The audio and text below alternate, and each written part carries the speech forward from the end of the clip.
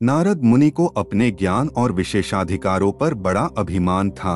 उन्हें लगता था कि वे देवताओं और मनुष्यों के बीच सबसे श्रेष्ठ हैं। आखिरकार वे हर लोक में जा सकते थे। वे ब्रह्मा जी के पास जाते, विष्णु जी से मिलते और शिव जी का आशीर्वाद लेकर मृत्यु लोक में आते। उनकी हर यात्रा का यही क्रम था। उनकी एक खास बात यह थी कि वह कभी भी पीछे मुड़कर नहीं देखते थे। एक दिन हमेशा की तरह नारद मुनि ब्रह्मा जी के दरबार में गए। वहाँ वे उनके पास बैठे, बातचीत की और आशीर्वाद लेकर चलने को हुए। लेकिन उस दिन कुछ अलग हुआ। पहली बार उन्होंने पीछे मुड़कर देखा। उन्होंने देखा कि ब्रह्मा जी के सेवक उस स्थान को साफ कर रहे थे जहाँ वे बैठे थे।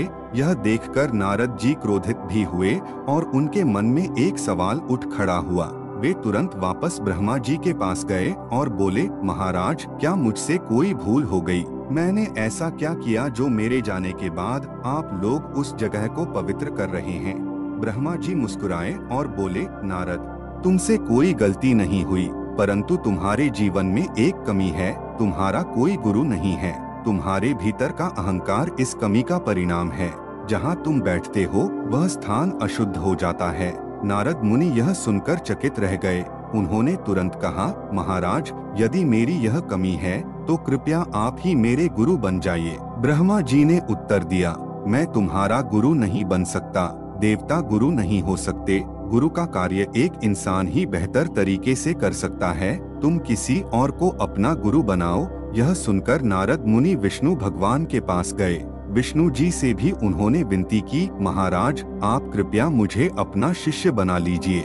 विष्णु जी ने कहा, नारद, मैं सृष्टि का पालन करता हूँ। मेरे पास तुम्हें शिष्य बनाने का समय नहीं है। तुम्हें गुरु की तलाश कहीं और करनी होगी। निराश नारद मुनि शिवजी के पास पहुँचे।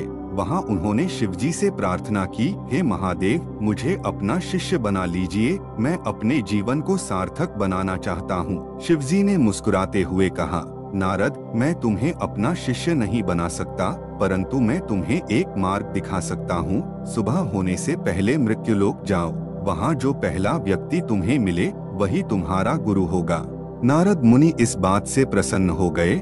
उन्होंने सोचा कि अब मुझे कोई न कोई योग्य गुरु अवश्य मिलेगा। वे तुरंत मृत्युलोक पहुँचे और एक स्थान पर प्रतीक्षा करने लगे। सुबह का सूरज निकलने से पहले ही उन्होंने देखा कि एक सफाई कर्मचारी झाड़ू लगा रहा था।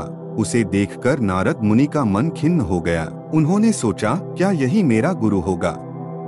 एक साधारण सफाई कर्मचारी। तभी आकाशवाणी हुई, नारद, यही तुम्हारा गुरु है। यह प्रजा का सेवक है, दूसरों के लिए अपना जीवन समर्पित करता है। यही तुम्हें विनम्रता, सेवा और त्याग का मार्ग दिखाएगा। यही तुम्हारे अहंकार को नष्ट करेगा। उन्होंने उस सफाई कर्मचारी के चरणों में नमन किया और उसे अपना गुरु मान लिया।